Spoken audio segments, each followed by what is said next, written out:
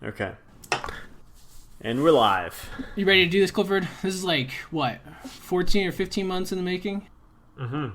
Yes, indeed. Nice. All right. Let's do it.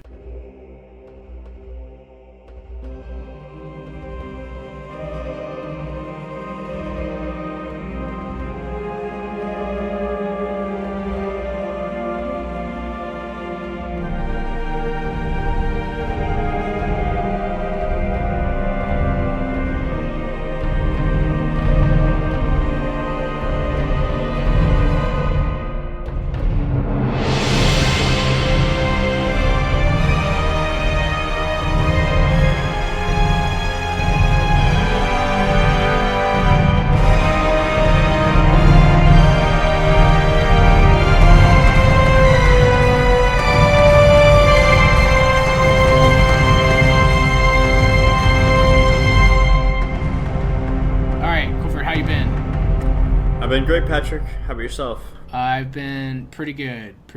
We're recording this in mid-July. Don't know when it's going to come out, but tour's been great so far. I've kept Patrick waiting for 2 or 3 months at this point from the end of The Hobbit, and now we are ready to roll into Lord of the Rings. Nice. All right, so today we're going to do the foreword to the book.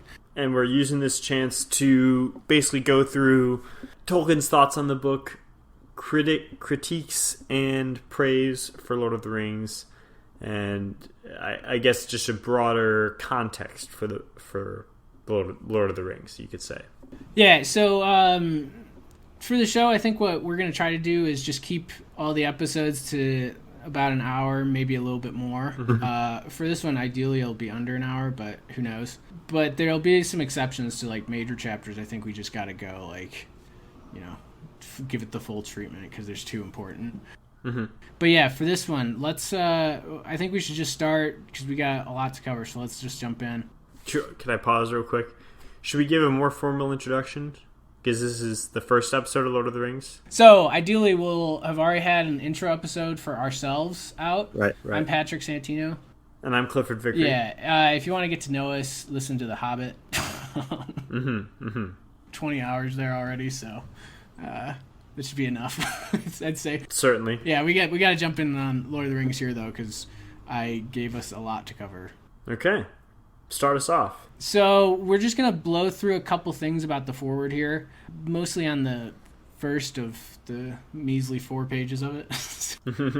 So this is the foreword to the second edition, and it was written in 1966. By 1966, Lord of the Rings was already very popular at this point. Well, the original one was, 56? Well, the first book came out in 54. Okay. King came out in 54. No. Two Towers and Fellowship came out in 54, and then Return of the King came out in 55, I believe. Okay. Yeah, so this is the second edition of the book, though. Okay. Made like a couple minor changes of like that don't match up that the readers caught. So on the first page, he's kind of mentioning he had hopes to publish the Silmarillion. Again, we talked about the Silmarillion a lot in The Hobbit. It's like the Old Testament of Lord of the Rings. Basically, he thought that it was completely shut down by his publishers and they wanted more Hobbit stuff, which is kind of fair. But he's not going to completely abandon that. So Lord of the Rings is basically going to be the end of that story, and it's going to stretch. But the story is going to stretch back and encompass elements of the Silmarillion.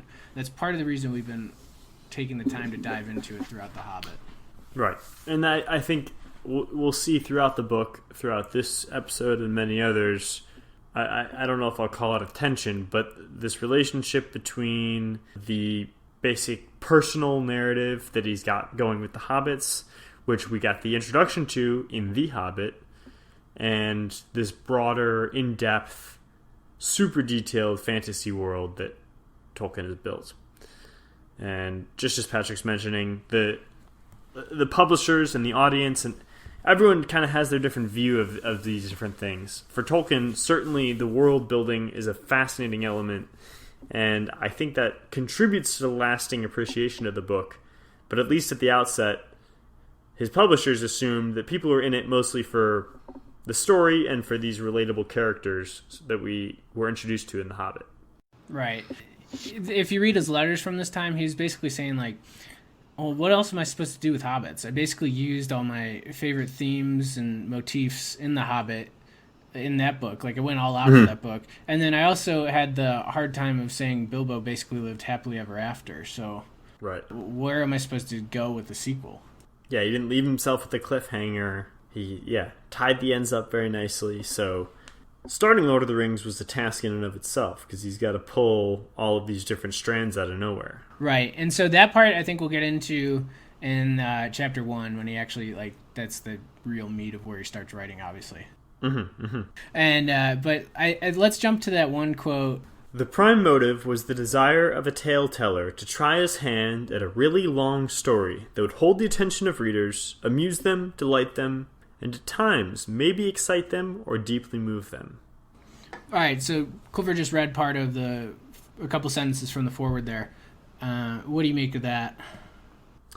Well, I mean, it's sort of endearing. You know, that's like the most basic dream you could have for anyone writing a book is like, just wanted to tell a story, and it's for entertainment, and maybe it moves people and they take something more out of it, but at the end of the day, it's just a story. And I think it's more endearing that he literally said it too. Yeah.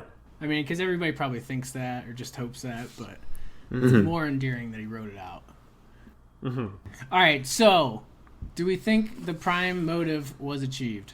I'd say so, certainly. And I, reading this forward, it's intriguing because Tolkien is very frank. Like, hey, I wrote a long book on purpose, and as I kind of expected, if you read a long book, some people are going to like portions of it, and some people are going to like those same portions, and on the whole, it's probably pretty hard to please everyone, but probably everybody finds something that they like somewhere in there. He also even said, too, if some people found it boring, I'd probably just feel the same way about theirs, just, I'm guessing. Yeah.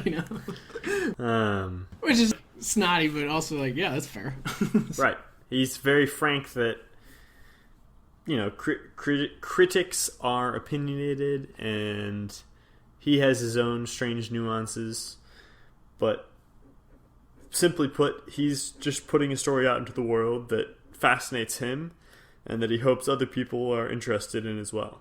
Yeah, so we can't spend much time on this, but basically, according to sales, that also backs up that, his prime motive was achieved, because Lord of the Rings total has sold 150 million copies throughout history, or since it was published. The Hobbit sold 100 million by itself too, and I think that 150 million. I think it's like the box set. It's not just like 50 million of Fellowship, 50 of Two Towers. I think it's the whole thing, and so it's very close to the top of like most sales of any book ever. If you look on anything on the internet there. For reference, Catcher in the Rye, a book that everybody I know had to read in high school, only has 60, and came out around the same time, only has 65 million. Right. Yeah. Right. And in the late 90s, in the UK, there was this bookstore with 100 plus branches, and they conducted a survey for what was the greatest book of the 20th century, and Lord of the Rings topped the list. And so the critics couldn't believe it, so there were 4 different other polls that did it, and it still won at all of them. Yeah, so it seems like well-received throughout its lifetime here, and it still has sales doing well, too. Now, I mean, we're about 15 years after the movies, so... Right. I mean, the movies were probably a bump, but it's still doing well. And, of course, we got... So we come to this issue of... Well, maybe it's the fan favorite. It's the pop star of literature of the 20th century. But, that doesn't necessarily make it good, right? Just because everybody loves it, who's to say that it's not base or what have you? Right. Well, so that's like a major thing we'll have to defend during the show. Because that's true that, there's pop songs that everybody likes, but fundamentally they're not better than... I don't know, expert classical music, probably. Right. Or, for example, with pop songs, they're pushing the right buttons to make people like them without trying all that hard, Anyways. But that said, the critics hate it. any like really scholarly people hate it. So again, we just gotta blow through these, and again, maybe it's not the best idea to start the podcast with all the negative stuff, but we're just gonna we're gonna go for it.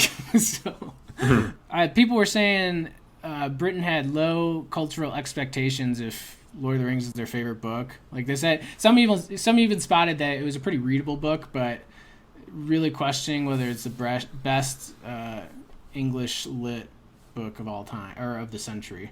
Which that one's actually kind of like fair enough on that. So another thing you'll get is the poll that Lord of the Rings won. There's lots of books that are all kind of fantasy based, and they're perceived to be for adolescent boys basically. And so lots of the critics are all like, well, how about these people grow up and like read like a real book or something. Right. And of course, but Lord of the Rings, it's not really fair because there's male and female audiences of all ages that read this, so you can't really accept that one. I want to get back into this, or I'll touch back on it once we're talking about some other concepts later in the episode. But I think there's a little bit of a tension between the readability or relatability of the story, and then some of the broader, more timeless concepts that he's weaving in. But we'll come back to that in a second. Okay, so then here's the biggest criticism, and I actually want to spend like a little bit of time with this one. So again, I was reading a bunch of books for this. Most of anything you're going to hear me say isn't really my own thoughts. It's getting it from people. So this is one of Joseph Pierce's books. Really goes into it. So there's a negative review from Jermaine Greer. Yeah, Greer? Okay. Yeah, and so this is the escapism criticism. All right, so let me read this. The bad dream has materialized. At the head of the list, in the pride of place as the book of the century, stands The Lord of the Rings. Novels don't come more fictional than that. Most novels are set in a recognizable place at a recognizable time. Tolkien invents the era, the place, and a race of fictitious beings to inhabit it. The books that come in Tolkien's train are more or less what you would expect. Flight from reality is their dominant characteristic. All right, so this is a big one. Like everybody's just gonna. Do you kind of know what I'm saying when we say escapism? Yeah, certainly. At a basic level, you read it to escape from something. You're disappearing into the novel. Yeah, like you all your problems that you're dealing with here, just you go away and have fun with something else. Right. In this case, it's the book. Which, to be the devil's advocate here, is perhaps a very broad criticism of literature in general, being like broadly an escapist concept, but yeah, fiction. But even history is like still has its origins in that, where you're transporting yourself to another time or place, whatever the meat of the story is. That's what you're leaving your own reality, which does not exist in words and letters and everything, to go travel to something else, be it real or fictional or what have you. But anyways, it appears to many people that Lord of the Rings is a more acute form of this escapism. Tolkien's taken the time to build piece by piece an entirely different world. Right. All right. So we've got a couple of responses to this. The first will come from Tolkien himself, because he spent a lot of time talking about this. So he actually agrees that escape is the main function of fairy tales in general, and I guess we can loosely put this along with fairy tales / myths. And so Tolkien goes on to say this: why should a man be scorned if, finding himself in prison, he tries to get out and go home? Or if, when he cannot do so, he thinks and talks about other topics than jailers and prison walls. The world outside has not become less real because the prisoner cannot see it. In using escape in this way, the critics have chosen the wrong word, and what is more, they are confusing the escape of the prisoner with the flight of the deserter. Can you explain this prisoner-deserter contrast a little bit more? Well, I was going to ask you to, but... Well, I know that you pulled out some more information for us to look at another point. All right, so basically what Tolkien's saying, though, is there's multiple kinds of escape. There's the fleeing escape, which is the flight of the deserter. Is kind of like a soldier who abandons his army because he's out of cowardice. That's mostly what that means. Or there might be the more noble escape of a prisoner. Let's say like somebody that's imprisoned unjustly who then escapes, or at the very least doesn't think that he's just in prison like his entire sanctuary, his entire time. Right. Which that is, say it's like a prisoner of war, like in like the Great Escape. Right. Have you seen that movie? Mm-hmm. Yeah, that movie's awesome. Yeah. They escape from that one, and it's like, oh, that's cool. Everybody's rooting for those guys, and it was good, But the distinction that he's making is the deserter is, in other words, fleeing from something that they don't want to face up to, whereas the prisoner is escaping from something that binds them. Yeah, so like the flight of the deserter is kind of like ostrich head in the sand, like I don't want to have to deal with the world, so I'm just going to actually go out. And what you're saying, like devil's advocate, maybe most of literature actually fits this, like you're just escaping from whatever. Whereas the prisoner, it's like, okay, why be bound by the confines of your daily reality when you could, like your mind can function at some other level, or right. So he's saying, well, a book like this could actually open up beyond just the reality that you're seeing. Obviously, there's tons of other things that could also open it up too. And he would probably back that up in general, because he's going to say there's more to life than what you just see in these, this 3-dimensional prison, basically. He would probably go that far to say that about life in general. Right. And to go back to that devil's advocate point is like, I think a lot of people would say, in defense of literature or art or something like that, you could find more meaning in life or view life differently if you could look beyond the confines of your immediate circumstances, be they oppressive or luxurious or what have you. If you can go beyond yourself somehow, that opens up new doorways and kind of exposes you to like a broader consciousness of something. And so if that's happening in something fantastical, or if it's happening through reading history or something, personally, I don't actually see that much of a distinction. Sorry, could you say part of that again? I just mean, I was just kind of harping back on that devil's advocate point, that the same defenses that you could use to defend literature and art in general, of broadening your horizons and your consciousness beyond whatever your immediate reality is, you can use that same logic or that same reason to explain why like fantasy or something like that is still valid and interesting and not basic and foolish. But let's keep going. All right, do you want to read this next quote here, this Stephen Lawhead quote? Sure. The best of fantasy offers not an escape away from reality, but an escape to a heightened reality. A world at once more vivid and intense and real, where happiness and sorrow exist in double measure, where good and evil war in epic conflict, where joy is made more potent by the possibility of universal tragedy and defeat. In the very best fantasy literature, like Lord of the Rings, we escape into an ideal world where ideal heroes and heroines, who are really only parts of our true selves, behave ideally. The work describes human life as it might be lived, perhaps ought to be lived, against a backdrop not of all happiness and light, but of crushing difficulty and overwhelming distress. So that kind of says, like, this kind of escape is escape to the hyper reality, which is kind of it kind of goes back to that myth thing, what we were saying about dragons in our dragon special. Like dragons are hyper real because it's the sum of all your fears. But like this is, again, like this functions like a myth. Like, all right, this is an extremely heightened reality because it's so much more defined, kind of or intensified. Right.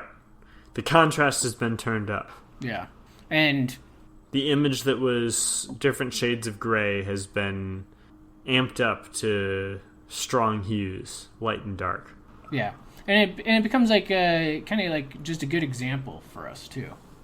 Right. Because there is no the shades of gray, like what do you do in a tough moral situation? It kind of it becomes easier here. I don't know. What do you think of that? Do you like stories like that, or do you like it more nuanced? I don't know. I guess. Well, I like both for different reasons, but let's keep going, and I'll come back in with some more points. Kind of what I was talking about earlier, the contrast that I see in Lord of the Rings, and part of the reason that it has such a broad appeal and broad criticism. All right, so just one last thing from the defense against this escapism thing. So this is basically a summary of something that Paul Goodman wrote. So this story embraces the ultimate reality that we are all going to die. The story shows how one should grow older / grow up. Growing up is painful but cannot be avoided. It involves hard choices that we are free to make. The choices have consequences, and even the good ones can't bring back the past. I mean, again, this is another simply obvious passage here, but in my opinion, I don't know, people our age today, we actually don't hear this enough, even though it's obvious and we've heard it before. But like, I just feel like we never hear that enough, and it's like refreshing whenever there's a story that does say this. But yeah, let's get on.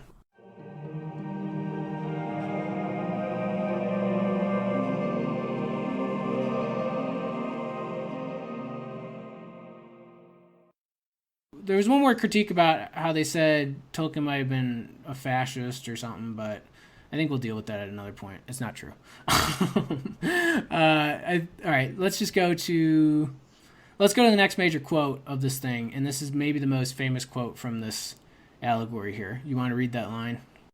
I cordially dislike Allegory in all its manifestations, and always have, since I grew old and wary enough to detect its presence. All right, so this is the first of an occasional trend that he has where he exaggerates something.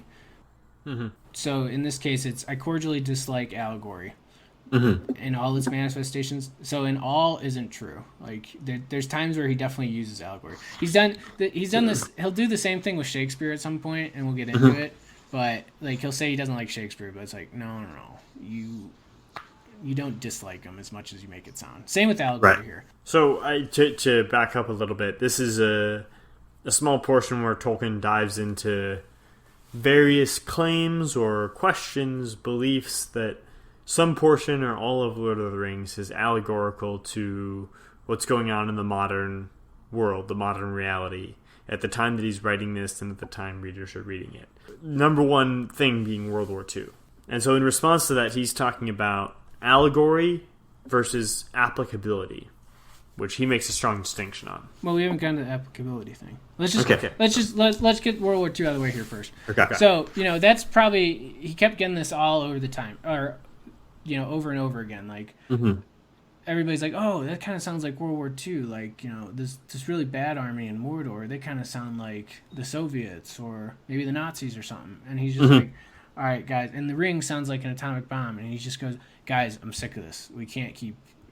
I started this book before World War II even happened. This isn't an allegory for that. So it's kind of like he's so frustrated that he's just like, I just like Allegory and all its manifestations. All right, so that's where he's kind of getting from. But that's not true. He liked Allegory, but the deal is, it had to be basically a perfect allegory, like a 1-to-1 correlation. Like a symbol had to exactly symbolize one thing, and then how the symbols interact has to exactly match whatever it's allegorizing.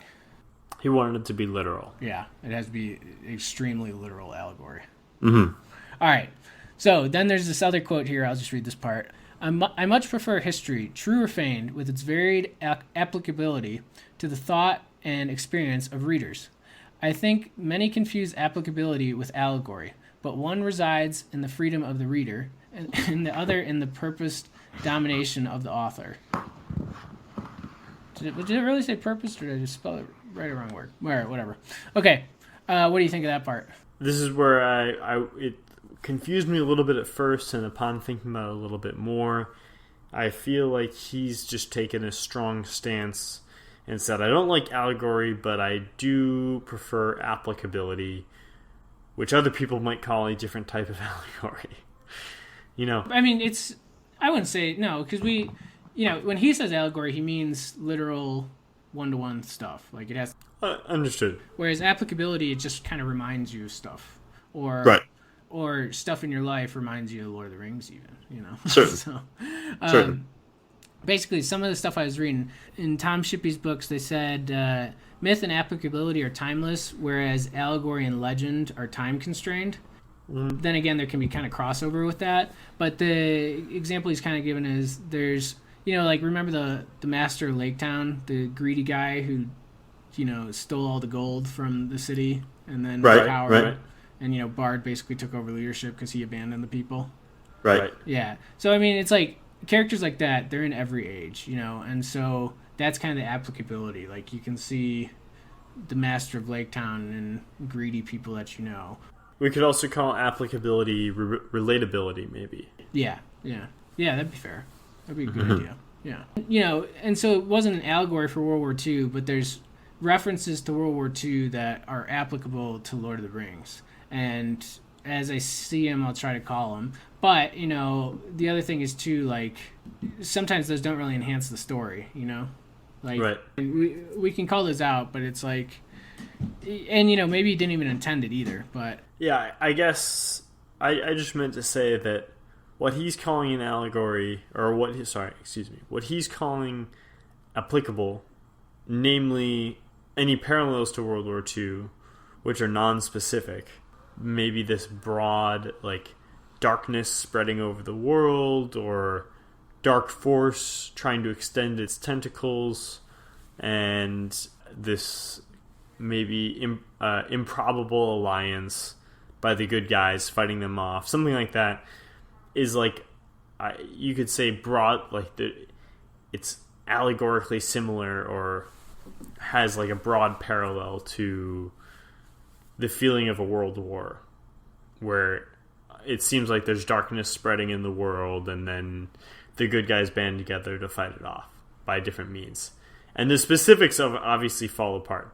All I'm saying is that he's certainly being very specific with his language, and he seems to have maybe a specific disdain for something that might be literal but isn't literal enough, but approves of both the very literal parallel and the very broad, non-specific parallel, right?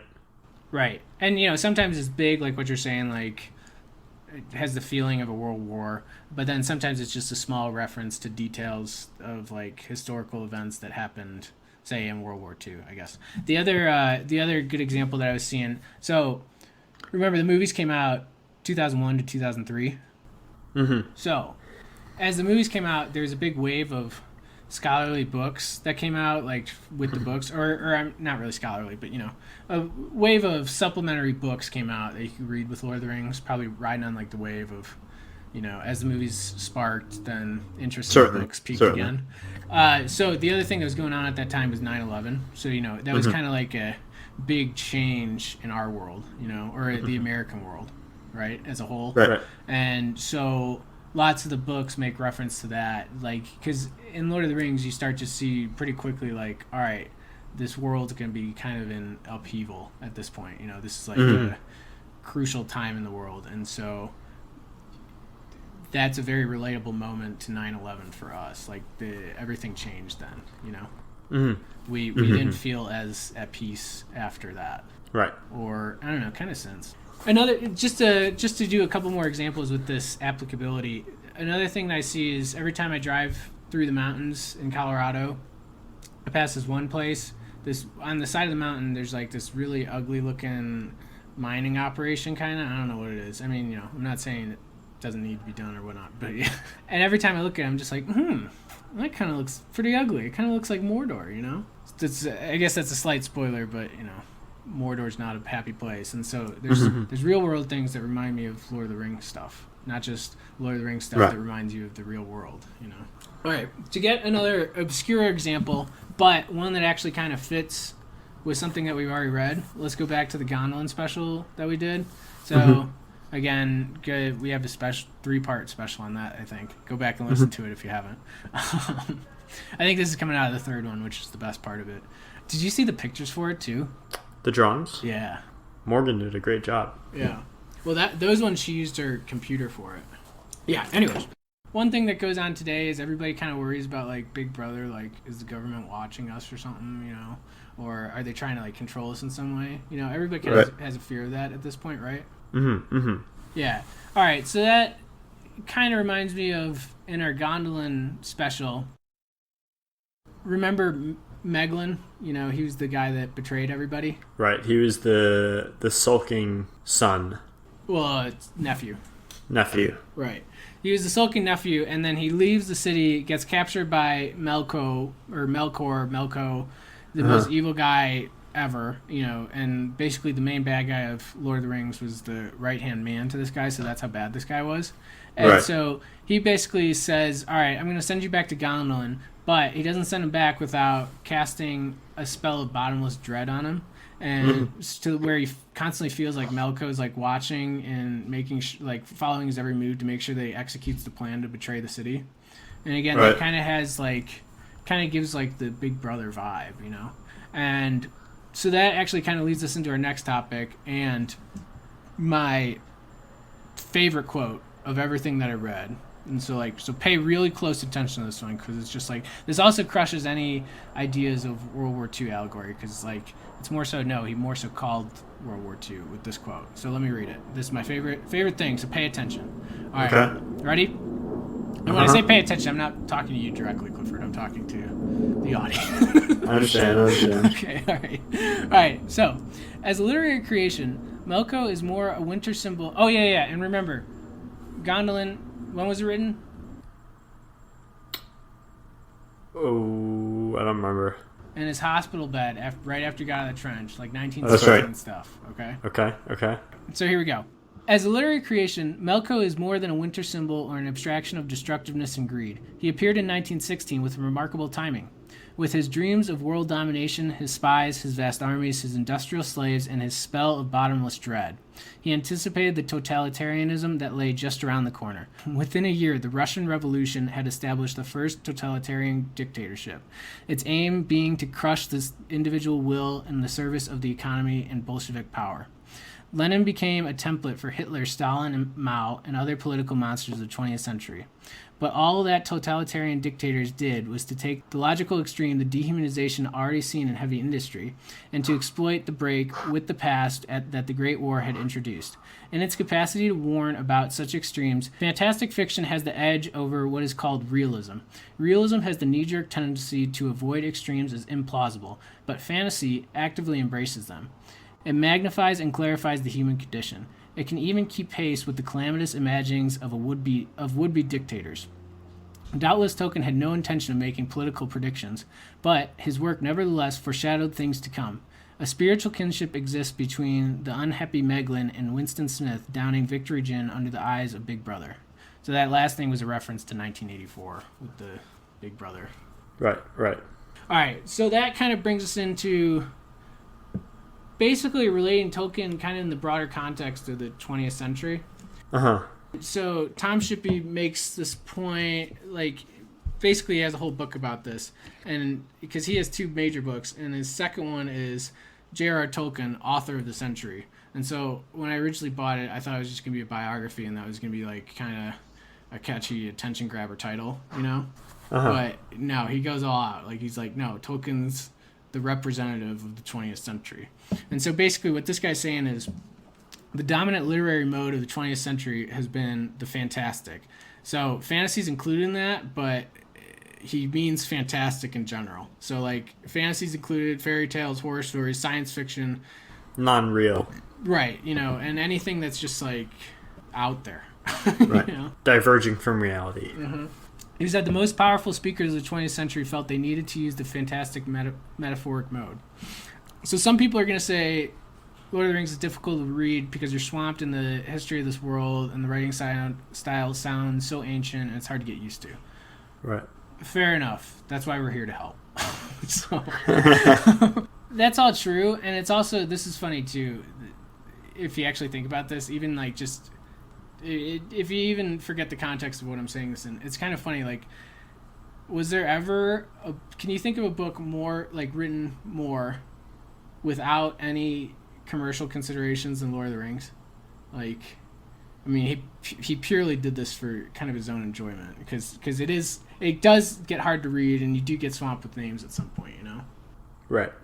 It was a personal project before anything else. Yeah, and so it's funny, basically Shippey's saying in the 1950s, no market researcher would have touched this thing. They would have said, this is going to be an epic fail. Do not invest anything into this. Yeah, and even Tolkien felt that way himself for a stretch, where he, after talking to his publisher, they're kind of yeah, maybe this Hobbit thing's going somewhere, but don't bother with the backstory. Right, yeah. or at least that wasn't ready at this time, you'd say, or exactly. So basically, Lord of the Rings kind of created its own market, and so two things to note is that first of all, it did, which we'll get into in a little bit, and second of all, it's continued to have a long shelf life. Yes.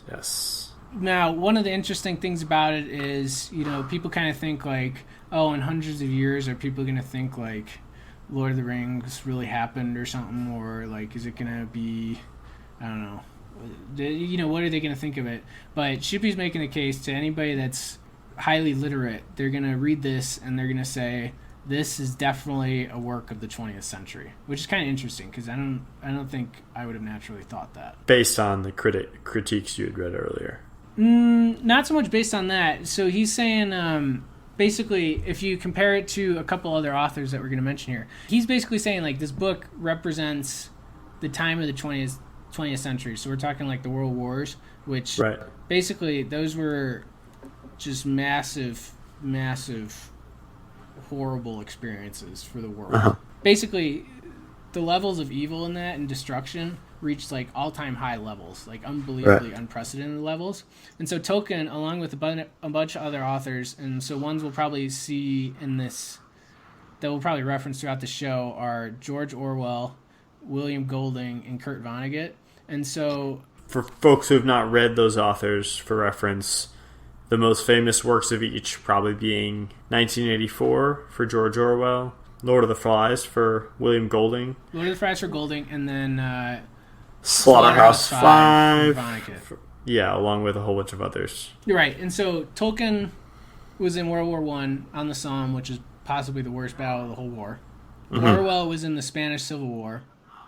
Golding, sounds like he was in a concentration camp. Wow. Oh, man. That's rough. And Vonnegut was at the lightning bombing in Dresden, which is it happened towards the end of the war, but that was actually the Americans and British that did that one. So right. C.S. Lewis was also almost fatally shot in World War I, so you can kind of go in this group too, but I don't think talk about it much. So basically, all these guys came away from these experiences, and they were, I'm quoting here, they were bone deep convinced that they had come into contact with something irrevocably evil.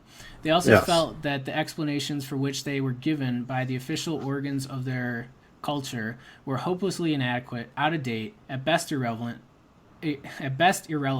at worst part of the evil itself. So like, for example, George Orwell got shot in the Spanish Civil War, and they were kind of just, basically once that war ended, they were kind of just brushing it off and like trying to push it away.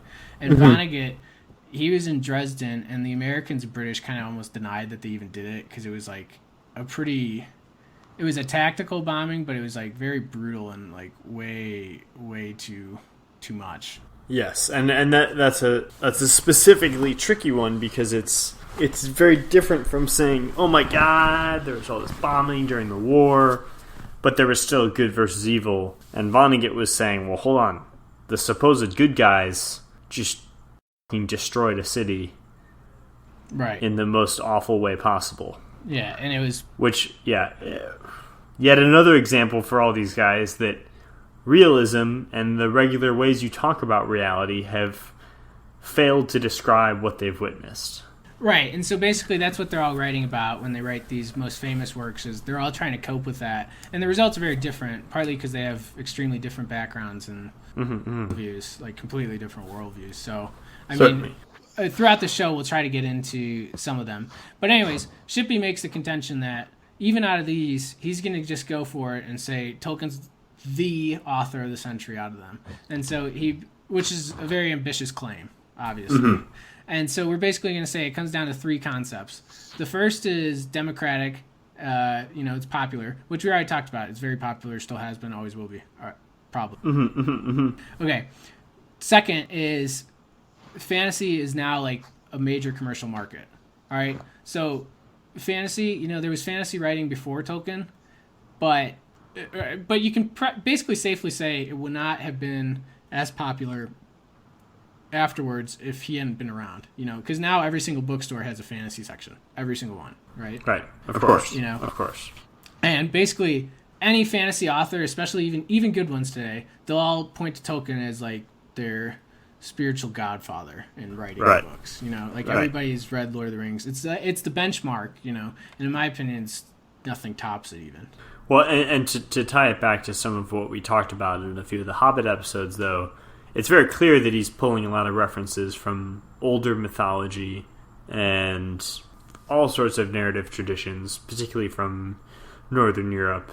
And so I see it as basically the bridge, or the kind of the focal point that connects this long mythological tradition to the modern fantasy fiction market. You know, it's like the hinge point. I agree, and I might even just be of the opinion, this is gonna be a hot take, very controversial here. I would just say I like that, and then we should have stopped. I'm not sure I even like much fantasy writing. Because nobody can do it as legit as him, because he was working with, you know, all the references that we'll get into throughout the show, I guess. You know? Right. Okay. But the third is qualitative, which we were saying before, like, all right, these books are popular, but do they have much substance to them? It's like, okay, well, that's why you listen to this show, and we'll try to explain and defend that this is a quality work. So, like we said, the critics hate it, but Shippey was kind of making the claim that basically, and you can read more about it, it's right at the beginning of the book if you're really into this, but he was basically making the claim too many critics have defined quality in a way as to exclude anything other than what they've been taught to like.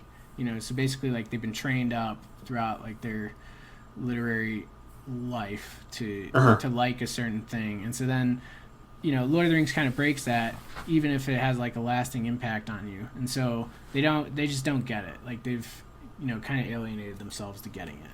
But just as a last word on this, do you want to read that quote that's right below it? The Lord of the Rings has established itself as a lasting classic without the help and against the active hostility of the professionals of taste, and has furthermore largely created the expectations and established the conventions of a new and flourishing genre. It and its author deserve more than the routine and reflexive dismissals or denials which they have received. The Lord of the Rings and The Hobbit have said something important and meant something important to a high proportion of many millions of readers. All but the professionally incurious might well ask, what? Is it something timeless? Is it something contemporary? Is it, and it is, both at once? Yeah, so that's kind of what we're going to get into the show here, or get into throughout the show here. The only other thing, too, about this is just out of World War I in particular, it's probably a fair question to say, and it's an interesting question, and this is the main question of Tolkien and the Great War, which is the recent Tolkien movie that came out. That movie is basically based off this book. And so the biggest question in that book is, how did Tolkien come out of World War I and write this fantastic mythology when everybody else around him started writing all this modernist, you know, realism writing? You know, and so, like, the biggest examples of what he's calling modernist writing. I thought this was late, but I guess I don't really know my literary periods too well, because I think in general the modernist period had already started before World War I. Just getting kicked off. Okay. There's some rumblings of it, but I think World War I helped kind of push it along. All right, so that's what. Maybe is that from art too? Is this art? Yeah. It's tricky. Like, architecture lags behind art and literature typically, but yeah, because in real life, like, the Enlightenment, like, philosophy, that was modern. People consider that modern, as opposed to... that's modern, but that kicks off the Industrial Revolution, which starts to introduce technology, which starts changing society. So definitely society's in flux at the turn of the century, and creative people are starting to express that flux and change things up. And then I think World War I was a shock to everyone, but then also kicked off, like, another surge of experimentation and, like, different views of the world. And so examples of that is, like, basically it's going to be soldiers' memoirs, and all of them are going to be super shocking, super chaotic, gritty, gruesome, bitter, depressing. Life can just get sucked away like that, and death's extreme. Right, and specifically modern because they're not triumphant. Right, yeah. And so the two main guys, we'll talk about this throughout because this will just be one of our open questions for the show, but the two main references for this, if you ever want to read about it, are Ezra Pound and Robert Graves. So I don't think they'd be my cup of tea, but You're saying a good reference for modernist literature. yeah. If you want to read something like it, those are the prime examples. And Right. Tolkien was the complete opposite of them. And so again, it'll be an open question. Well, why was he the exact opposite, even though he had a similar war experience? And so part of it, we'll answer part of it now, but Tolkien's kind of just always been somebody that swims upstream, you know. I usually kind of feel like I relate to him in that way. You know, like even from like his high school days, I guess the thing of the time was to study the classics, which means Latin and Greek and all the myths that are associated with that. But he's like, nah, that's boring. I'm attracted to the northern Nordic and German mythologies and everything, you know. Right. So I mean, we'll get into it. Well, I'll make the case in a later episode, but I actually feel like while Tolkien and Lord of the Rings certainly don't fit the bill for being modernist literature in the vein of Ezra Pound, as you suggested, that it is inherently a modern work. Well, that's what Shippey was saying. He's the author of the century. So yeah, I agree with you there, but it's like, yeah, it's not specifically the World War One, you know, typical stuff. Okay. But yeah, he is saying it's like, oh yeah, everybody hundreds of years from now, they're going to say this is a 20th century book. Like this guy saw some unprecedented evil things that he was able to write this, which is what they all saw. But then his is just so much different in style, I guess, from theirs. But if you're gonna debate that, I guess we can just save that for later.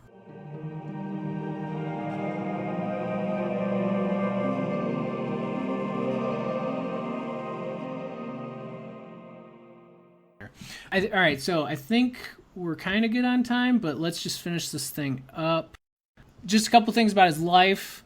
One of the books they were saying, there's no affairs, there's no scandals for this biographer to dive into, you know. It's basically like they just kind of have to go with all his notes and his work hobbies and anybody they could interview that knew him, you know.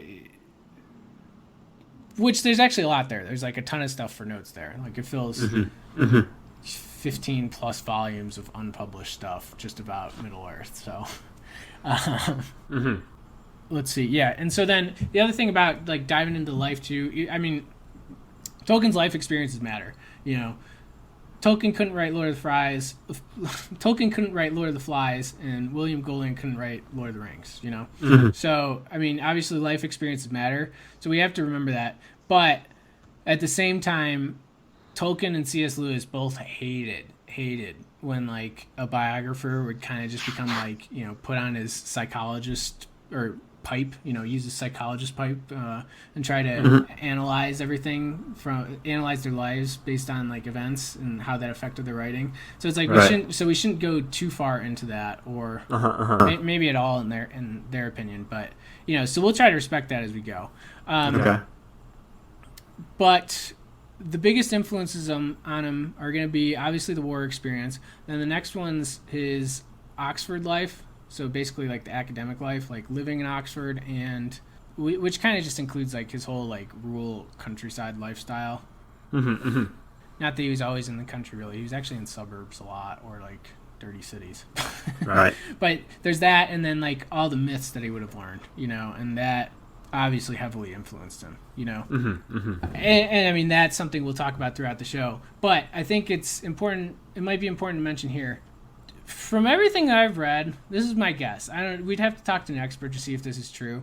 But from everything I've read, if Tolkien had put all the effort that he put into Middle Earth, if he had actually put that strictly into strict academic stuff, like writing about like actual myths and just analyzing them and publishing more work, because he did a lot of studies and everything, but he didn't publish a lot of it, so it's like almost like a lot of his notes went to waste. Right. If he had published more, and then all this time that he had spent on Lord of the Rings was focused on that, he'd probably be on like the Mount Rushmore of philologists. You know, he'd be up there with like the Grimm brothers and everything. Okay. That said, how many people have heard of philologists? Many philologists, you know?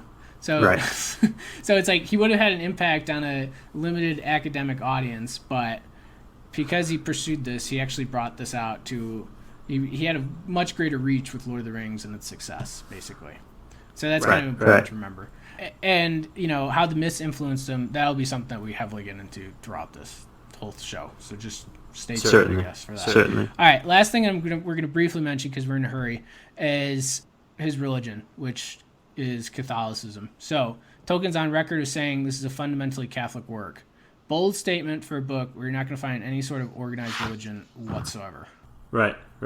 But, that's actually because he layers it into the story intentionally. Mm-hmm. So my plan is kind of just to call it as I see it. I would hope non-religious listeners, they just keep listening and they either skip that part, or I encourage you to listen to it, to learn something new or understand how influential it was to him. That would be another one of our open questions, I guess, for the show, is just how influential was his Christianity on the writing of this book? Right. So that'll be something that we just take into account and talk about, and hopefully it's sweet. Yeah, hopefully we do a good job with it. Yeah, because I don't know, it's arguable, but he might even say that might be the most. It's saying it's a fundamentally Catholic work. He might think that's the most important part. So I don't know. I think that's about it. I think we're actually doing reasonable for how much notes there were. Yeah, definitely. Yeah. I don't know. I guess a couple other open questions just for us is why are we doing this show? Why do we think these books are important? As far as doing the show, I'm mostly doing it because this is a fun challenge to take on, in my opinion. Mm-hmm. And I do think the books are important. Why do I think the books are important? I think we just got to get into it more, What do you think? I'm doing this show because Patrick talked me into it. No. We've heard that one before. I'm doing this show because the books intrigue me. I enjoy the analysis and criticism and breaking them down, helping people understand them. Yeah, I enjoy talking about all this stuff. And why do I think these books are important? Just hold on to the answer. We can Yeah. I will continue. I feel like it'll become evident listening to this stuff, but without a doubt, I feel that they're resonant with a lot of people, myself included, and there's something to be learned from that. Well, I don't know. Yeah, how about we just end it here? So yeah. Okay. You've been doing good, Clifford? I have. Settling back in after the trip? Yes, I have. Yeah. You gonna watch more? You gonna watch I'm some of the staying tour? unemployed. I would like to. I frankly have not watched any yet. Dude, but I should step on it. Julian Alfley is an absolute stud. He's so much fun to watch. They're calling him they think he's a musketeer looking guy, and he's sweet. He is French. Meaning what? He's French, and he's got this goatee going and everything, and he's okay. He's just a bold rider. They use the term swashbuckling. He's been sweet. Wout Van Aert, my boy, won a stage. He's the guy we talked about him because he lost the cyclocross world championships, and now he is out in the Tour de France winning a stage. He's beating big name sprinters, and it's wow, you have no business being here. What are you doing, buddy?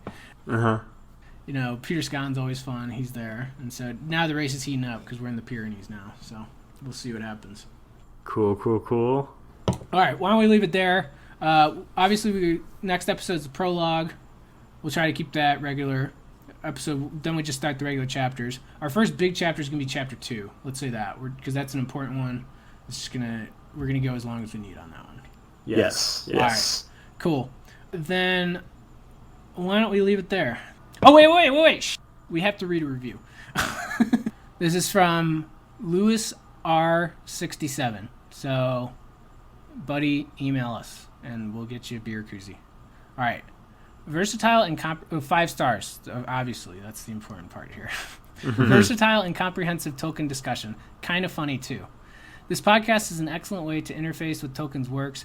Just The Hobbit so far, but more TBD. In more depth, regardless of your experience with the books.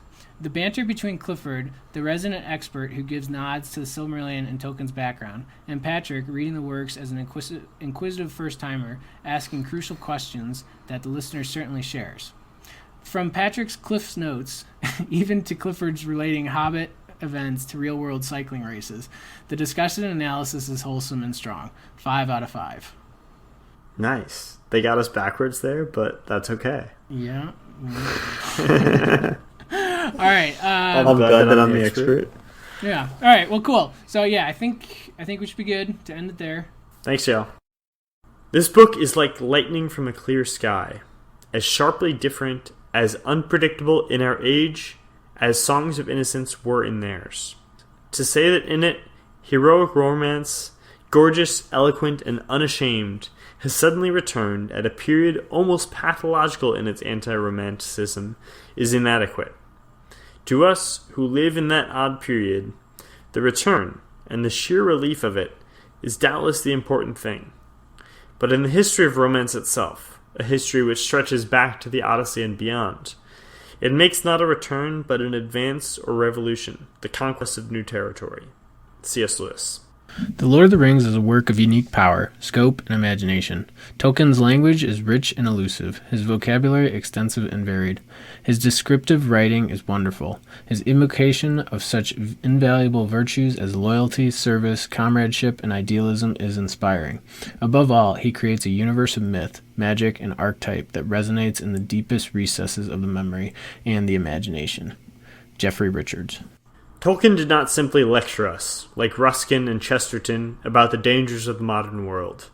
Instead, he wove his anti-modernism into a rich and intricate narrative that presents an alternative. In this version, as in ours, community, the natural world, and spiritual values are all under threat from the pathological union of state power, capital, and technological science that is Mordor. The difference is that in Lord of the Rings, the threat is averted, whereas in ours, the outcome still hangs in the balance. Perhaps it does so perpetually. Tolkien addresses the fears of late 20th century readers, and gave them hope.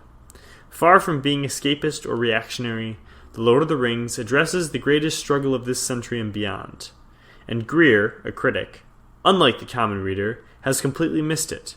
Certainly in the book and perhaps in the world. Who, then, is living in a world of fantasy? Tolkien's critics, not his readers, are out of touch with reality. Never has the intellectual establishment so richly deserved defiance. Patrick Curry. Nothing quite like it has ever been done before. Probably no book yet written in the world is quite such a radical instance of what its author has elsewhere called subcreation. Not content to create his own story. He creates, with an almost insolent prodigality, the whole world in which it is to move, with its own theology, myths, geography, history, paleography, languages, and orders of beings. A whole world full of strange creatures beyond count. The names alone are a feast. You can hardly put your foot down anywhere without stirring the dust of history. Our own world, except that at certain rare moments, hardly seems too heavy with its past. This is surely the utmost reach of invention, when an author produces what seems to be not even his own, much less anyone else's. Is Mythopoeia, after all, not the most but the least subjective of activities? C.S. Lewis.